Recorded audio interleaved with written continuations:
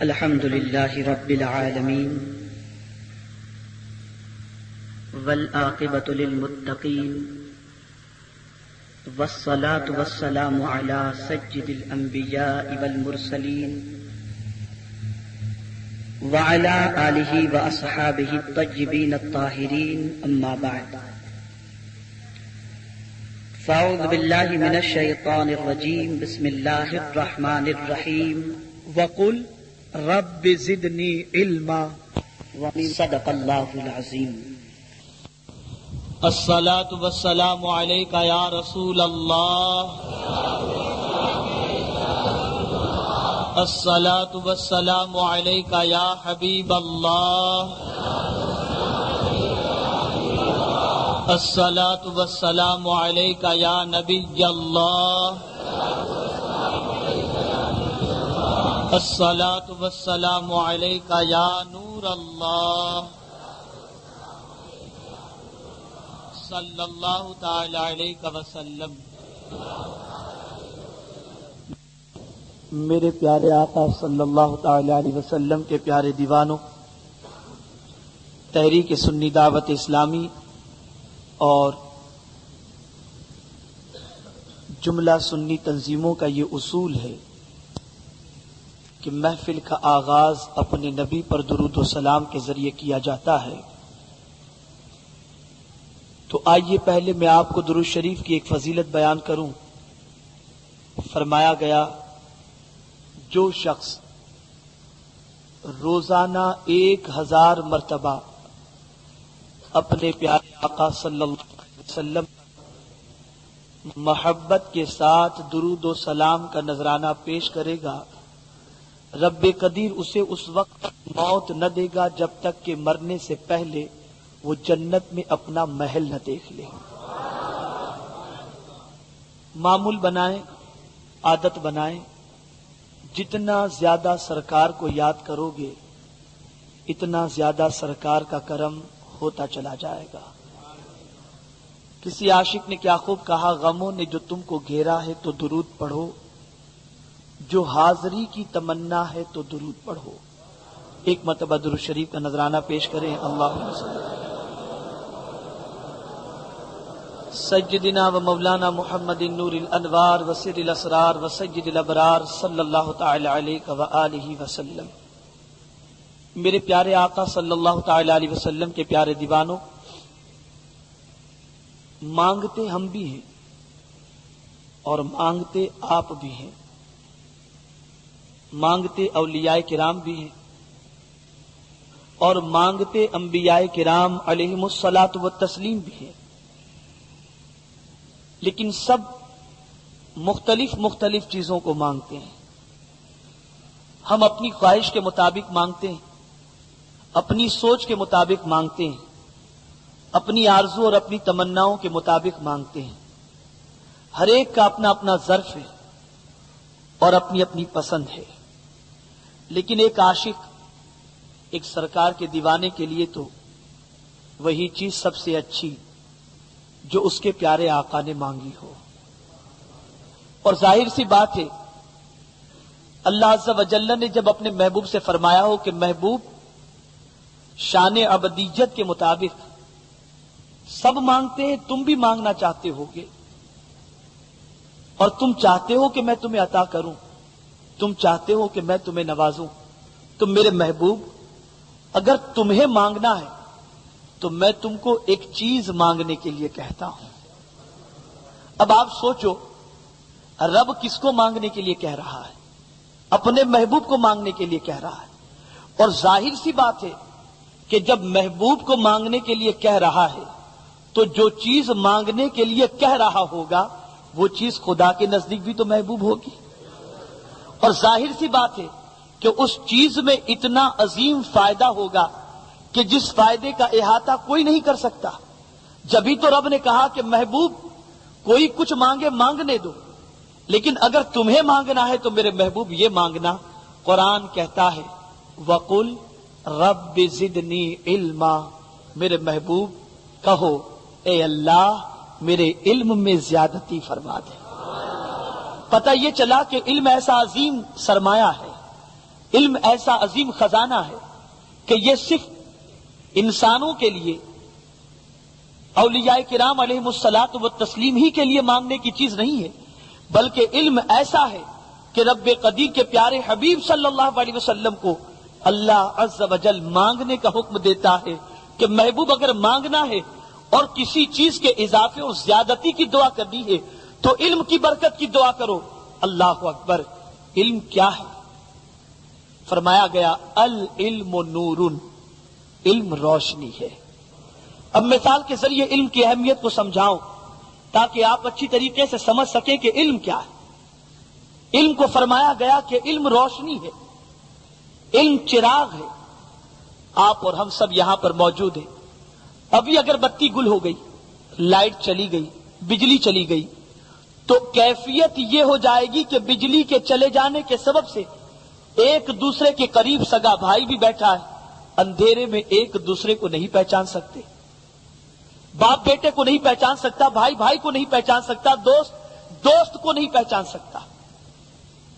آپ سوچو، بالکل قریب بیٹھے ہیں لیکن باوجود اس کے اندھیرے کی بنیاد پر ایک دوسرے کی شناخت نہیں ہو پا رہی، ایک دوسرے کی پہچان نہیں ہو پا رہی، ایک دوسرے کو سمجھ نہیں پا رہے، اس لیے کہ اندھیرا ایک دوسرے کی پہچان کو ختم کر دیتا ہے۔ لیکن جیسے ہی بتی جلی، جیسے ہی بجلی آئی اور جیسے ہی چراغ روشن ہوا، ایک دوسرے کا چہرہ بھی پہچانا جا رہا ہے، ایک دوسرے کا ہاتھ بھی پہچانا جا رہا ہے، ایک دوسرے کی شناخت ہو رہی ہے، ایک دوسرے کو پہچان رہے ہیں، بھائی بھائی کو پہچان رہا ہے، دوست دوست کو پہچان رہا ہے، علاقے والے کو پہچان رہے ہیں، مختلف محلے والے مختلف محلے والوں کو پہچان رہے ہیں۔ پتہ یہ چلا انسان اندھیرا ہو تو کچھ نہیں پہچان سکتا اور روشنی آ جائے تو سب کچھ پہچان لیتا ہے۔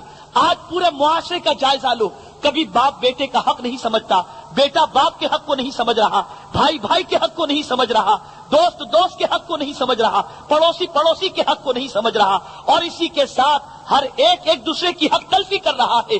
تو وجہ کیا ہے؟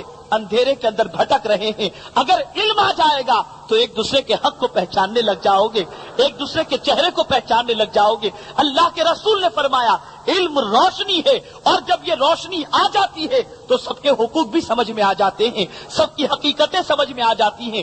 آج پورے معاشرے کا جائزہ لے لو تو آپ یہی دیکھیں گے کہ اندھیروں میں بھٹکتا ہوا ہمارا معاشرہ اس وقت متلاشی ہے۔ ہم کیا کریں؟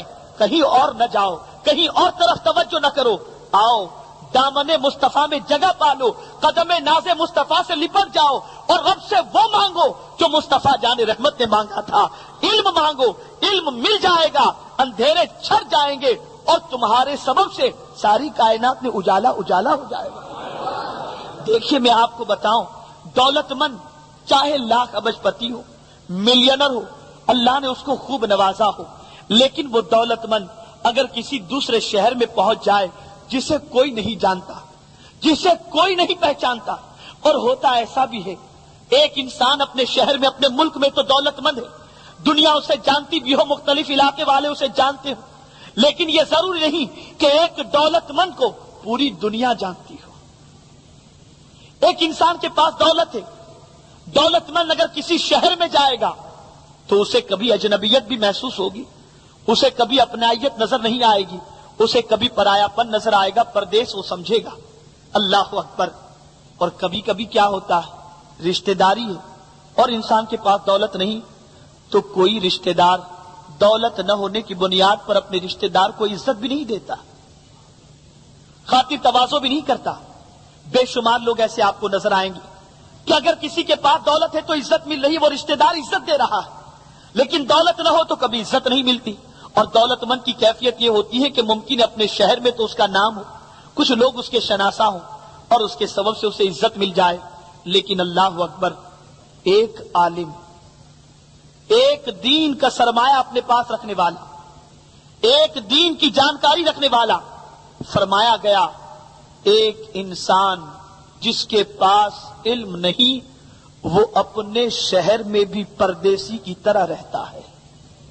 آپ دیکھیں، محلوں کا جائزہ لیں، جن کے پاس علم نہیں ہے اور جہالت کے اندھیرے کے اندر انسان بھٹک رہا ہو تو کیفیت یہ ہوتی ہے کہ پڑوس والا بھی نہیں جانتا، محلے والا بھی نہیں جانتا، لیکن ایک شخص جسے اللہ نے علم سے نواز دیا ہے، علم کی دولت عطا فرمائی ہے، تو وہ اگر پردیس میں بھی چلا جائے تو اسے اپنا وطن سمجھ میں آ رہا ہے۔ اس لیے آپ دیکھیں گے محلوں کے اندر، شہروں کے اندر بے شمار علماء تشریف لاتے ہیں، علم کے ساتھ علماء تشریف لائے، آپ کا ان کا کوئی رشتہ نہیں ہے، آپ کا ان کا کوئی تعلق نہیں ہے، لیکن کیفیت کیا ہوتی ہے؟ رشتہ دار آتا ہے تو سب گھر کے افراد استقبال کے لیے نہیں جاتے، سارے محلے والے نہیں جاتے، لیکن ایک عالم آ رہا ہے جس سے کوئی خونی رشتہ نہیں ہے، 50 کا ٹولہ جا رہا ہے، 25 افراد جا رہے ہیں، گلدستہ ہاتھ میں لے کر جا رہے ہیں، گلہائے عقیدت لے کر کے جا رہے ہیں، آ رہے ہیں مولانا آئیے ان کے کھانے کا انتظام کیا جائے، ان کے رہنے کا انتظام کیا جائے، ان کے آمد کے سبب سے جو لوگ ان سے ملنے آئیں گے ان کے لیے انتظام کیا جائے۔ میں پوچھتا ہوں، عالم آ رہا ہے تو فوج لے کر نہیں آ رہا، عالم آ رہا ہے تو خدام لے کر نہیں آ رہا، عالم آ رہا ہے تو دولت لے کر نہیں آ رہا، عالم آ رہا ہے تو تخت و تاج لے کر نہیں آ رہا ہے سیدھے سادے لباس کے اندر استقبال کرنے کے لیے کروڑ پتی بھی پہنچ رہا ہے، لکھ پتی بھی پہنچ رہا ہے۔ میں پوچھتا ہوں، عالم کو اپنے گھر میں جتنے اطمینان سے رہنے کو نہیں ملتا، کبھی ایسا ہوتا ہے کہ پردیس میں گیا تو لوگوں کی لوگ عزت افزائی کرتے ہیں، لوگ خدمت کرتے نظر آتے ہیں۔ میں پوچھتا ہوں، یہ عزت کیوں ملتی ہے؟ اس لیے عزت ملتی ہے کہ اللہ نے اس کے سینے میں محبوب کی پسند کو داخل فرما دیا۔ علم انسان کو ذلیل نہیں کرتا، علم انسان کو عزت عطا کرتا ہے، اور اسی لیے اللہ کے رسول صلی اللہ علیہ وسلم نے فرمایا، من خرج فی طلب العلم فہو فی سبیل اللہ حتی یرجع۔ سرکار فرماتے ہیں، جو علم طلب کرنے کے لیے گھر سے نکلا، علم حاصل کرنے کے لیے گھر سے نکلا، فہو فی سبیل اللہ، بس وہ اللہ کی راہ میں ہے، حتی یرجع، یہاں تک کہ وہ اپنے گھر لوٹے۔ علم حاصل کرنے والا جب گھر سے نکلتا ہے تو وہ اللہ کی راہ میں، اور فرمایا گیا اسی اثناء سفر میں، اسی تحصیل علم کے شوق میں جو سفر کے اندر وہ ہے، اگر موت واقع ہو گئی، فرمایا گیا اسے شہادت کا مرتبہ میسر ہو گیا۔ اور اسی کے ساتھ آپ دیکھیں اللہ کے رسول صلی اللہ تعالی علیہ وسلم کے جلیل القدر صحابی سیدنا علی کرم اللہ تعالی وجہہ الکریم ارشاد فرماتے ہیں، بڑی پیاری بات ارشاد فرماتے ہیں، رضینا قسمت الجبار فینا لنا العلم وللجہال مال فإن المال يفنى عن قریبی وإن العلم يبقى لا يزال۔ ارشاد فرماتے ہیں، میں اپنے رب کی تقسیم سے راضی ہو گیا، اپنے رب کی تقسیم سے راضی ہو گیا کہ اس نے مجھے علم عطا فرمایا اور بے علموں کو مال عطا فرمایا، اور فرماتے مال تو ان قریب فنا ہو جائے گا لیکن علم باقی رہے گا، اس کو کبھی زوال نہیں ہوگا۔ میرے پیارے آقا صلی اللہ تعالی علیہ وسلم کے پیارے دیوانوں، ایک مقام پر اللہ کے رسول صلی اللہ علیہ وسلم فرماتے ہیں، علیکم بالعلم فإن العلم خلیل المؤمن، علم کو لازم پکڑو کہ علم تمہارا بہترین دوست ہے، بہترین دوست ہے۔ انسان علم حاصل کر لیتا ہے اور جب اللہ اسے علم کی دولت سے مشرف فرما دیتا ہے تو کیفیت یہ ہوتی ہے کہ کوئی بھی موقع ہو، کسی جگہ پر وہ ہو، علم اس کی رہنمائی کرے گا اور علم اس کو ذلت سے بچا کر عزت کی دولت عطا فرما دے گا۔ میرے پیارے آقا صلی اللہ تعالی علیہ وسلم کے پیارے دیوانوں، یہاں ایک واقعہ سیدنا ابو بکر صدیق رضی اللہ تعالی عنہ کا میں آپ کے سامنے پیش کرتا ہوں اور آپ کے ضمیر کو جھنجھوڑنے کی کوشش کروں گا اور آپ خود احتساب بھی فرمائیں۔ اللہ کے رسول صلی اللہ علیہ وسلم نے ایک جنگ کے موقع پر ارشاد فرمایا تھا، صحابہ کرام رضوان اللہ تعالی علیہم اجمعین کو اللہ کی راہ میں جہاد کے لیے جو کچھ ہو اسے دینے کے سلسلے میں سرکار نے جب فرمایا تو صحابہ کرام رضوان اللہ تعالی علیہم اجمعین اپنا سرمایہ لے کر میرے آقا صلی اللہ علیہ وسلم کی خدمت بابرکت میں حاضر ہوئے۔ سب اپنی اپنی حیثیت کے مطابق لائے اور اپنی اپنی طبیعت کے مطابق لائے. سیدنا فاروق اعظم بھی لے کر کے آئے اور سیدنا ابو بکر صدیق رضی اللہ تعالیٰ عنہ بھی لے کر کے آئے. اب سیدنا فاروق اعظم رضی اللہ تعالیٰ عنہ لے کر کے آئے تو آدھا لے کر کے آئے, آدھا چھوڑ کر کے آئے گھر والوں کے لیے. اور سیدنا ابو بکر صدیق رضی اللہ تعالیٰ عنہ جب لائے تو سب کے سب لے کر کے آئے. اپنے جسم پر صرف ٹاٹ کا لباس آپ نے پہن لیا اور جو کرتا تھا وہ بھی لا کر بارگاہ مصطفیٰ جان رحمت صلی اللہ علیہ وسلم میں آپ نے پیش فرما دیا. جب پوچھا گیا ابو بکر گھر میں کیا چھوڑ کر کے آئے ہو؟ عرض کرتے اللہ اور اس کے رسول کو. اب یہاں ایک سوال میں آپ سے پوچھتا ہوں, گھر والوں کی کفالت کے لیے کچھ چیزوں کو رکھنا, ان کی کفالت کے لیے ضرورت کی چیزوں کا جمع کرنا, ضرورت کی چیزوں کو رکھنا, یہ شریعت کا حکم ہے, یہ کوئی ناجائز یا حرام تو نہیں. سیدنا ابو بکر صدیق رضی اللہ تعالیٰ عنہ کے دل و دماغ میں یہ خیال کیوں نہیں آیا کہ میں سب کچھ لے کر کے جا رہا ہوں تو کل کا کیا ہوگا؟ اب تو کچھ بھی میرے پاس نہیں ہے. کل جب مجھے کاروبار کی منڈی میں پہنچنا ہوگا اور جب میں وہاں پہنچوں گا تو جب سب کچھ دے چکا ہوں تو تجارت کیسے کروں گا؟ یہ خیال کیوں ذہن میں نہیں آیا؟ اب یہاں میں آپ کو بتاؤں, یہیں سے علم کی حقیقت بھی انشاءاللہ آپ کو سمجھ میں آئے گی. سیدنا ابو بکر صدیق رضی اللہ تعالی عنہ بے پناہ علم کی دولت سے مشرف تھے اور علم کی دولت اللہ نے ان کو عطا فرمائی تھی. وہ جانتے تھے کہ بغیر دنیا کی دولت کے مارکیٹ کے اندر میں قدم رکھوں گا تو جو علم مصطفیٰ جان رحمت صلی اللہ علیہ وسلم سے حاصل کر کے میں نے اس پر عمل کیا ہے تو اس علم کی روشنی کے اندر جب مارکیٹ میں پہنچوں گا تو کس چیز میں کس طرح سے نفع حاصل کیا جا سکتا ہے, اس علم کی روشنی کے اندر بغیر کسی موڑی کے میں پہنچ کر اللہ اور اس کے رسول کے کرم سے انشاءاللہ کاروبار کر لوں گا. اور یہ بھی معاملہ تھا کہ وہ چونکہ علم پر عمل کرنے والے تھے تو بازار تجارت میں جب وہ جاتے تو ان کی سچائی اور امانت کی بنیاد پر بغیر کسی اس کے لوگ لاکھوں اور کروڑوں کا دینے کو تیار ہو جاتے. میں آپ سے پوچھتا ہوں, جب علم ہوگا تب تجارت کے اصول بھی تو سمجھ میں آئیں گے. اور سیدنا فاروق اعظم تو فرماتے ہیں کہ غیر عالم کو مارکیٹ میں بیٹھنے بھی مت دو, تاجر وہی ہو سکتا ہے جو عالم دین ہو. یہ سیدنا فاروق اعظم رضی اللہ تعالیٰ عنہ کا ارشاد گرامی ہے.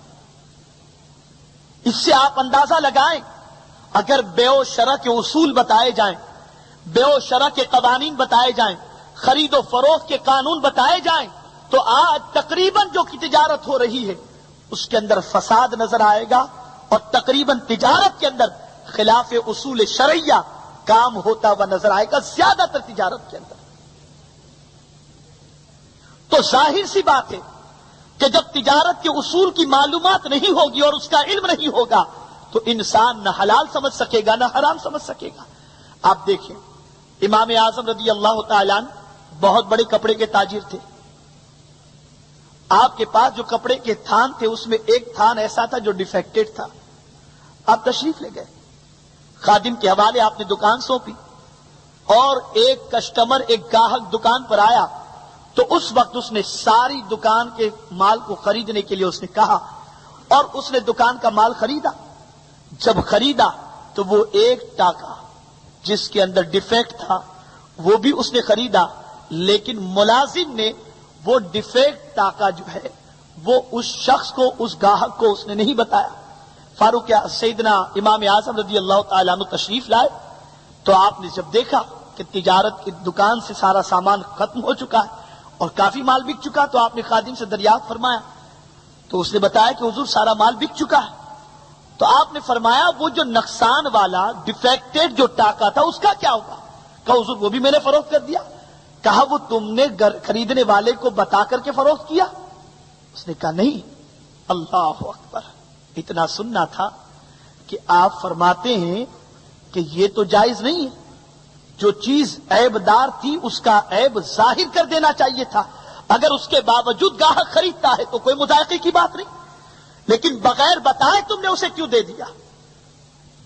تو وہ کہنے لگا کہ ایک ٹاکے کی رقم اس کے اندر سے نکال کر ہم اس کو الگ کرنے فرماتے نہیں، آپ نے سارے مال کی رقم کو اللہ کی راہ میں خیرات کر دی اور اس کے کفارے میں 60 سال تک، بلکہ ایک روایت میں یہاں تک آیا کہ 6000 قرآن شریف آپ نے تلاوت فرمائی، اس ایک ٹاکے کو بغیر بتائے ہوئے فروخت کرنے کے عوض کے اندر اس کے کفارے کے طور پر بعض روایتوں میں 6 سال روزے کا آیا، اور بعض روایتوں میں یہ آیا کہ آپ نے 60 قرآن مقدس جو ہے اور 6000 قرآن مقدس بھی آیا ہے، آپ نے تلاوت فرمائی اور اللہ کی بارگاہ میں اس کے ذریعے سے پروردگار کی بارگاہ میں توبہ کی، اور اس کے کفارے کے طور پر اللہ عز و جل کی بارگاہ میں دعا کی کہ میرے مولا، میں اس کے کفارے میں یہ قرآن شریف کی تلاوت کرتا ہوں، میری اس خطا کو تو معاف فرما دے۔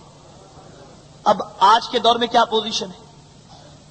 ایسا سیلس مین تلاش کیا جاتا ہے جو انڈین چیز کو امپورٹڈ بول کر کے بیچ سکے، اور ایسے شخص کو لوگ زیادہ سے زیادہ سیلری دینے کو تیار ہو جاتے ہیں۔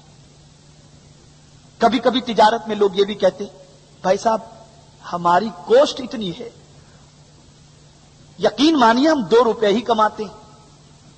اس طریقے سے جھوٹ بول کر بھی لوگ تجارت کرتے ہیں۔ اللہ کے رسول صلی اللہ علیہ وسلم نے فرمایا جھوٹ بولنے سے سودا تو بک جائے گا لیکن برکت ختم ہو جائے گی۔ آج کہاں برکت نظر آ رہی؟ زندگی سے برکتیں اٹھ چکی، عمر سے برکتیں اٹھ چکی، دولت سے برکتیں اٹھ چکی۔ یہ ساری برکتیں کیوں اٹھ رہی ہیں؟ اس لیے کہ زبان بے لگام ہو چکی ہے۔ تو عرض یہ کر رہا تھا کہ میرے پیارے آقا صلی اللہ تعالی علیہ وسلم کے پیارے دیوانوں، علم روشنی ہے، اور اللہ عز و جل نے اپنے پیارے حبیب صلی اللہ علیہ وسلم سے علم کی زیادتی کی دعا کے سلسلے میں فرمایا، اور میرے آقا صلی اللہ تعالی علیہ وسلم علم کی زیادتی کی دعا بھی فرماتے ہیں۔ علم بہت عظیم دولت کا نام ہے، بہت عظیم سرمایہ کا نام ہے، اور سنی دعوت اسلامی کا یہ ہفتہ واری سنی اجتماع جو ہوتا ہے اس میں آنے کی دعوت بار بار اس لیے دی جاتی ہے کہ آپ یہاں پر آتے رہو، اور یہ آپ کا آنا بے سود نہیں ہوگا۔ اللہ کے رسول صلی اللہ علیہ وسلم نے ارشاد فرمایا، جس کا مفہوم ہے کہ جو شخص کسی عالم کے دروازے پر ایک مسئلہ پوچھنے کے لیے گھر سے نکلتا ہے، میرے آقا فرماتے 1 قدم پر 1 سال کی عبادت کا ثواب اسے دیا جاتا ہے۔ اس آنے کو آپ یہ نہ سمجھو یہ جاتے ہیں صرف ذکر کرتے ہیں، دعا کرتے ہیں، اور اس کے بعد جو ہے وہ کچھ باتیں سنتے ہیں، کچھ پرانی باتیں سن لیتے ہیں، کچھ نئی باتیں سن لیتے ہیں، اور یہ جانا بیٹھنا، یاد رکھیں اس کی برکتیں اگر آپ کی سمجھ میں آ جائیں تو آپ خود نہیں آئیں گے بلکہ اپنے ساتھ اوروں کو بھی لے کر کے آنے کی کوشش کریں گے۔ تو میرے پیارے آقا صلی اللہ علیہ وسلم کے پیارے دیوانوں، انشاءاللہ العظیم میں کوشش کروں گا کہ علم کی فضیلت کے متعلق اور علم کی برکتیں کیا ہیں اس کے متعلق انشاءاللہ گاہے بگاہے آپ کے سامنے باتیں پیش کی جائیں گی۔ اور آپ سے میری گزارش ہے کہ ماہ سیام تو گزر چکا، اور رمضان المبارک میں ایسا محسوس ہوتا ہے کہ جتنی عبادت کرنے کا موقع اللہ نے عطا فرمایا تھا، تو بعض لوگوں کا حال تو یہ ہے کہ وہ یہ سمجھتے اب تو رمضان میں اتنی عبادت ہو گئی کہ 11 مہینے نہیں کریں گے تو چل جائے گا۔ مسکرانے کی بات نہیں معاذ اللہ، یہ بالکل آپ کو فیکٹ بات بتا رہا ہوں۔ شیطان کیا آزاد ہوتا ہے کہ بالکل مسلمان بھی بالکل آزاد ہو جاتا ہے۔ ٹوپیاں جو سر پر تھی وہ اتر گئی، اسلامی لباس جو زیب تن کیے تھے اس کو ہٹا دیے، اور بالکل لگتا ہی نہیں کہ یہ وہی شخص ہے جو رمضان میں روزے رکھ کر مسجد میں جاتا تھا۔ پورا چہرہ بدل جاتا ہے، پوری صورت اور چہرے کی نورانیت ختم ہو جاتی ہے۔ تو نہیں، روزے کا جو مقصد تھا وہ یہی تھا کہ ہمارے دل سے دنیا کی محبت نکل جائے اور مولا کی محبت دل میں پیدا ہو جائے، اللہ کا خوف دل کے اندر پیدا ہو جائے۔ اگر ہماری کیفیت ایسی بن چکی ہے کہ خوف خدا بھی پیدا ہو چکا اور اب گناہوں سے بچنے کا جذبہ بھی پیدا ہو چکا، حلال و حرام کی تمیز کرنے کا جذبہ بھی پیدا ہو چکا ہے، اور شوق عبادت ویسا ہی باقی ہے، تو اللہ کا شکر ادا کریں کہ اللہ نے ہمارے روزے کو قبول فرما لیا اور روزے کا مقصد ہم نے پا لیا۔ تو میرے پیارے آقا صلی اللہ تعالی علیہ وسلم کے پیارے دیوانوں، جتنی عبادتیں ماہ سیام میں ہوتی تھی، کوشش کریں اسی طریقے سے قرآن شریف کی تلاوت کی، کوشش کریں اسی طریقے سے نماز کی پابندی کی، کوشش کریں اسی طریقے سے برائیوں سے بچنے کی۔ انشاءاللہ العظیم رب قدیر اس کے ثمرات اور اس کے فائدے سے دونوں جہاں میں مالا مال فرمائے گا۔ اللہ تعالی مجھے آپ کو سب کو سرکار ابد قرار صلی اللہ علیہ وسلم کے فرمودات پر عمل کی توفیق رفیق نصیب فرمائے، علم حاصل کرنے کی توفیق نصیب فرمائے۔ اب آپ میں سے کتنے ساتھی ایسے ہیں جو آئندہ ہفتے بھی پابندی سے اس اجتماع میں تشریف لائیں گے؟ انشاءاللہ سب تشریف لائیں گے نا انشاءاللہ۔ آپ کوشش کریں اپنے ساتھ دوسرے ساتھیوں کو بھی لانے کی کوشش کریں۔ اور اکثر میں دیکھتا ہوں کہ لوگ 11:15 بجے کے قریب تشریف لاتے ہیں۔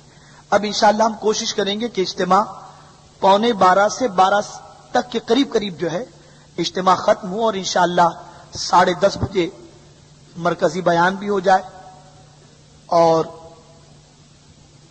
آپ زیادہ سے زیادہ علم حاصل کر سکیں۔ اس کے لیے مبلغین بھی آپ کے سامنے تشریف لائیں گے، نعت خواں بھی آپ کے سامنے تشریف لائیں گے، اور آپ کے سامنے اللہ اور اس کے رسول جل جلالہ و صلی اللہ علیہ وسلم کے پیغام پہنچائیں گے۔ میری گزارش ہے کہ آپ خود بھی پابندی سے تشریف لائیں اور اپنے دوست احباب کو بھی لانے کی کوشش کریں۔ ٹھنڈی کا موسم ہے اور ٹھنڈی کے سبب سے لوگ آرام کرنے کے زیادہ شوقین ہوتے ہیں۔ اب آپ دیکھیں نا کہ مردوں کی حالت یہ ہوتی ہے کہ وہ بھی ٹھنڈی میں جی بھر کر کے آرام کرنے کا سوچتے ہیں، لیکن میں آپ کو بتاؤں روئے زمین پر ایک خاتون ایسی بھی تھی کہ جو ٹھنڈی کی راتوں میں چھوٹی رات کی شکایت خدا کی بارگاہ میں کرتی تھی۔ کون تھی وہ؟ خاتون جنت فاطمہ الزہرا رضی اللہ تعالی عنہا ایک رات عشاء کی نماز کے بعد اثر نو وضو کرتی اور مصلی بچھاتی ہیں اور نفل نماز شروع کرتی ہیں۔ ابھی پہلا سجدہ کرتی ہیں تو سجدے میں ان کو اتنا لطف آ گیا، اور سجدہ کیا ہے؟ قرآن میں رب قدیر نے فرمایا سجدہ خدا سے قریب کر دیتا ہے۔ سجدہ ایسا عمل ہے کہ سجدہ جو ہے وہ پروردگار کے قرب کا بہترین ذریعہ ہے، اور ایک مقام پر سرکار فرماتے ہیں کہ مجھ سے قریب ہونے کے لیے بھی سجدہ بہت اہم چیز ہے۔ تو سجدہ خدا سے بھی قریب کرتا ہے اور سجدہ حضور صلی اللہ علیہ وسلم سے بھی قریب کرتا ہے، لیکن سجدہ ہوگا خدا کے لیے، سجدہ کسی اور کے لیے نہیں۔ سجدہ جب ہوگا تو وہ خدا ہی کے لیے ہوگا، لیکن اس عمل سے اللہ کا قرب بھی مل جاتا ہے اور اللہ کے رسول کا قرب بھی مل جاتا ہے۔ اس جیسا کہ قرآن مقدس میں رب نے فرمایا من یطع الرسول فقط اطاع اللہ، جس نے رسول کی اطاعت کی گویا اس نے اللہ ہی کی اطاعت کی۔ اور اعلیٰ حضرت نے بڑی پیاری بات فرمائی، فرماتے ہیں میں تو مالک ہی کہوں گا کہ ہو مالک کے حبیب، میں تو مالک ہی کہوں گا کہ ہو مالک کے حبیب، یعنی محبوب و محب میں نہیں میرا تیرا۔ سرکار میں تو آپ کو مالک ہی کہوں گا اس لیے کہ آپ تو اللہ کے محبوب ہو، تو محب اور محبوب میں یہ نہیں ہوتا کہ یہ میرا ہے اور یہ تیرا ہے، بلکہ کیفیت یہ ہوتی ہے جو محبوب کا ہوتا ہے وہی محب کا ہوتا ہے، اور جو محب کا ہوتا ہے وہی محبوب کا ہوا کرتا ہے۔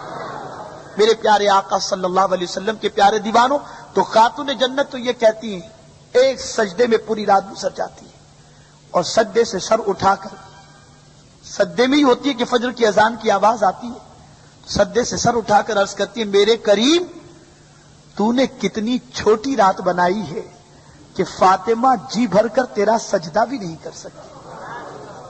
کیا کیفیت! ایک سجدہ پوری رات تمام کر دیتا ہے، اور ٹھنڈی کی رات جو لمبی رات ہوا کرتی ہے۔ تو میرے پیارے آقا صلی اللہ تعالی علیہ وسلم کے پیارے دیوانوں، ہم آپ سے پوری رات کے طالب نہیں ہیں کہ آپ پوری رات گزارو، ہم آپ سے یہ کہتے ہیں آپ آؤ چند گھنٹے بیٹھو، دین کی باتوں کو سیکھو، اس پر عمل کرو کہ میرے آقا صلی اللہ علیہ وسلم کے فرمان کے مطابق اگر سرکار کی اداؤں کو اپنا لو گے اور سرکار کے ارشاد پر عمل کرو گے، انشاءاللہ دونوں جہاں کے اندر رب قدیر اس کی برکتوں سے مالا مال فرمائے گا۔ اپنے اندر شوق پیدا کرو، تڑپ پیدا کرو، جذبہ پیدا کرو۔ ایک سنت ابھی بتا رہا ہوں، اور آپ سے میں گزارش کرتا ہوں کہ آج کے بعد مسجد میں جب بھی بیٹھیں اسی سنت کے مطابق بیٹھیں، انشاءاللہ العظیم میرے آقا صلی اللہ علیہ وسلم کی اس سنت پر عمل کرنے سے 100 شہیدوں کا ثواب اللہ، انشاءاللہ العظیم میرے آقا صلی اللہ علیہ وسلم کی اس سنت پر عمل کرنے سے 100 شہیدوں کا ثواب اللہ عطا فرمائے. آپ وہ ثواب کمانا چاہتے ہیں کہ نہیں چاہتے؟ اب جتنے لوگ جانتے ہیں کہ کیسے بیٹھنا چاہیے اور کیا سنت ہے بیٹھنے، کون سا طریقہ ہے، سنت طریقہ کیا ہے، تو ذرا بیٹھ جائیں تو سمجھ میں آ جائے کتنوں کو معلوم ہے کے مطابق بیٹھ کر بتائیں. ایک تو جس طریقے سے قاعدے میں بیٹھتے ہیں وہ طریقہ، اور دوسرا طریقہ خود میرے آقا صلی اللہ تعالی علیہ وسلم اکثر جب بیٹھا کرتے تو دونوں پیر کو اس طریقے سے کھڑا کر کے دونوں پیر کو کھڑا کر دیتے اور دونوں ہاتھ کا ہلکا ایسے سرکار بنا لیتے. اور آپ اس طریقے سے سنت کے مطابق بیٹھ کر کے دیکھیں، آپ کو خوب راحت ملے گی. اور کیوں راحت نہ ملے؟ آقا تو راحت دینے ہی کے لیے تو تشریف لائے اور آقا کی ساری ادائیں راحت ہی راحت دے سکتی ہیں. میرے پیارے آقا صلی اللہ علیہ وسلم کے پیارے دیوانوں، آپ حضرات اپنے دونوں گھٹن کھڑے کر دیں جیسا میں نے بتایا، بالکل ہاں، اور اس طریقے سے بیٹھے کھڑے کر دیں دونوں کو. ابھی بھی بہت سارے ساتھی نہیں سمجھ پائے. ہاں، سب اسی انداز سے بیٹھے. اب اس کا فائدہ میں آپ کو بتاؤں. پورا مجمع اگر میرے آقا صلی اللہ علیہ وسلم کی اس سنت کے مطابق بیٹھا ہوگا تو نیا آدمی جب اجتماع میں حاضر ہوگا سب کو جس انداز سے دیکھے گا وہ بھی اسی انداز سے بیٹھے گا. اب جب وہ اس انداز سے بیٹھے گا تو آپ لوگوں کو دیکھ کر اس کے اندر یہ عمل کا جذبہ پیدا ہوا. اب جب تک وہ عمل کرے گا آپ سب کو ثواب ملتا رہے گا. تو آئندہ اس چیز کا خیال رکھیں گے انشاءاللہ. بولنے کی ضرورت تو نہیں ہوگی نا، کوشش کریں گے نا انشاءاللہ. اللہ تعالیٰ مجھے آپ کو سب کو اپنے پیارے آقا صلی اللہ علیہ وسلم کی سنتوں پر عمل کرنے کی توفیق رفیق نصیب فرمائے اور زندہ رکھے محبت رسول صلی اللہ علیہ وسلم میں، اور موت بھی دے تو سرکار صلی اللہ علیہ وسلم کی محبت میں موت عطا فرمائے. میرے پیارے آقا صلی اللہ علیہ وسلم کے پیارے دیوانوں، ایک اور اعلان سماعت فرما لیں کہ جو حضرات دور دراز سے تشریف لائے ہیں، دور دراز سے جو حضرات تشریف لائے ہیں، ان سے میری گزارش ہے کہ الگ الگ علاقے کے جو بھی حضرات ہیں ان علاقے کے نمائندے اپنا نام اور اپنے ساتھ کتنے افراد لے کر کے وہ آئے ہیں وہ ساری چیزیں سنی دعوت اسلامی کے مبلغ کو لکھوا دیں. اور آئندہ جب بھی آئیں تو باہر اپنی حاضری رجسٹر میں کرواتے ہوئے آئیں. اس سے فائدہ کیا ہوگا؟ اس سے فائدہ یہ ہوگا کہ آپ کا رجسٹر میں نام آ جائے گا. اب بالفرض کسی سبب سے آپ نہیں پہنچ سکے تو آپ سے رابطہ قائم کیا جائے گا کہ سرکار کے ذکر پاک کی محفل میں کس سبب سے آپ نہیں آئے. اللہ نہ کرے کوئی پریشانی ہوگی تو ممکن ہے آپ کی پریشانی کے ازالے کے لیے اس اجتماع میں دعا ہو جائے اور کسی کی آمین کے سبب سے اللہ تعالیٰ پریشانی کو دور فرما دے. اچھا، کبھی ایسا بھی ہوتا ہے کہ رجسٹر میں نام دیکھ لینے کے بعد یہ ہوتا ہے یہ بندہ بیچارہ پابندی سے آتا تھا. کبھی مدینے کی حاضری کا شرف ہوتا تو اس رجسٹر میں جو نام ہوتے وہ سارے نام، کبھی حاجی جو کوئی مبلغ جو ہے حج کے لیے جائے تو وہ سارے نام ان کو دے دیے جائیں تو عرفات کے میدان میں آپ کے نام کے ساتھ دعا بھی ہو جائے. تو آپ حضرات اپنے نام ضرور درج کروائیں. اور بہت سارے ساتھی قاری بننا چاہتے ہیں، اچھا قرآن شریف پڑھنا چاہتے ہیں، بہت سارے ساتھی بہترین نعت خواں بننا چاہتے ہیں، بہت سارے ساتھی بہترین بیان کرنا چاہتے ہیں، اور بہت سارے ساتھی ذکر کرانا چاہتے ہیں. تو جو حضرات نعت اچھی طریقے سے پڑھنا سیکھنا چاہتے ہیں، جو حضرات قرآن شریف صحیح طور پر پڑھنا سیکھنا چاہتے ہیں، اور جو حضرات بیان کرنا جو ہے وہ سیکھنا چاہتے ہیں، اور جو حضرات ذکر کرانا سیکھنا چاہتے ہیں، وہ اجتماع کے بعد ہمارے مبلغین کو نام درج کروا دیں. انشاءاللہ العظیم آپ لوگوں کے لیے وقت اور دن یہ سب بتا دیا جائے گا. آپ ہفتے میں 1 یا 2 مرتبہ جو وقت اور جو دن بتائے جائے اس میں آپ مرکز پر تشریف لائیں. انشاءاللہ آپ کی تربیت ہوگی اور پھر وہ دن آئے گا کہ آپ بھی انشاءاللہ اپنے نبی کا پیغام پوری دنیا میں پہنچانے لگ جائیں گے. تو وہ حضرات اپنا نام درج کروائیں. اللہ تعالیٰ مجھے آپ کو سب کو توفیق نصیب فرمائے. وما علینا الا البلاغ المبین. السلام علیکم ورحمۃ اللہ وبرکاتہ.